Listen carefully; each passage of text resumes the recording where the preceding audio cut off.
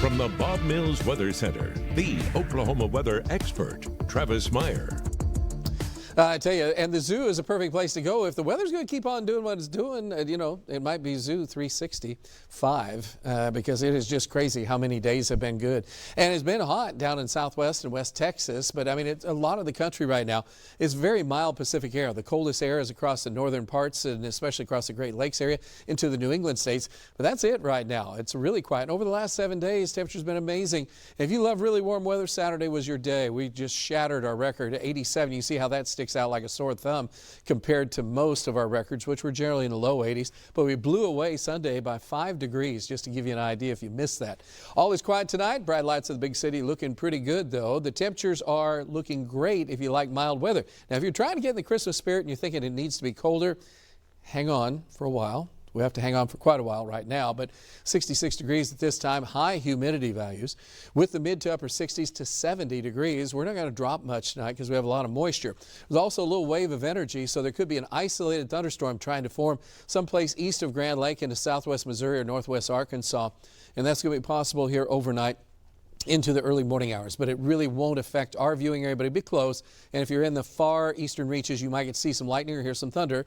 But by morning, we're generally a light south wind and temperatures in the 60s. Notice what's going on up around Burbank. You go, what's that? Why is that so much cooler? There is a boundary coming through. It's drier, cooler air, but even though it's cooler, it's not cold. So tomorrow afternoon, we're in the 70s. And you say, is it going to get cooler? No, because on Wednesday, we're in the 70s again. Even though the boundary is kind of fluctuating in our area, we'll have winds trying to return to a southerly direction in advance of a new storm coming.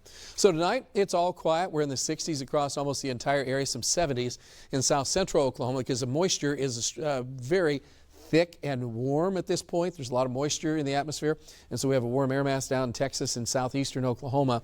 So that's part of a triggering mechanism for some isolated storms tonight, mainly across Arkansas and into portions of Missouri. We have had rain and thunder across areas in Nebraska with this low pressure center, but we're watching that storm system out to the west.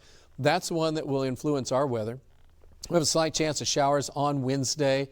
And then by the time we get into Wednesday night and Thursday, this will be our best chance as this storm ejects out of the southwest. And so there could be a few strong storms, mainly south and east of Tulsa, but there could be some very heavy rainfall, but it's not nearly as heavy as it looked like last week. But we do have additional storms coming, so we'll get a little break over the weekend. Good timing for that. Then that will be followed up with the next storm system that will be coming in. Starting, some effects could be Sunday night, but the better effects would probably be on Monday with thunderstorms in the area into Tuesday.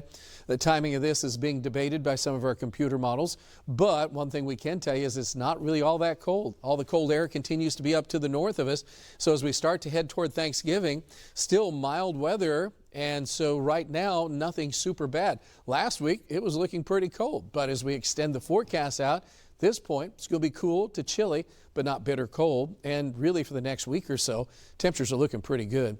Odds of rain are the highest as we work our way on into our Wednesday night and Thursday, and then tapering off really quick as we go on into early Friday.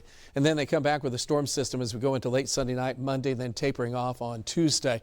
So there are chances of rain. Highest probability will be in the eastern half of our viewing area and probably the eastern 1/8 of our state. So it's going to be about 2 inches maybe for some. 1 to 2 inches will be common, but that's about it. So here's the latest forecast and latest update on what's going on. Any chance of shower, isolated thunderstorm, and that 10% is if you're along the Arkansas border. Otherwise, it's just nice on Tuesday and Wednesday.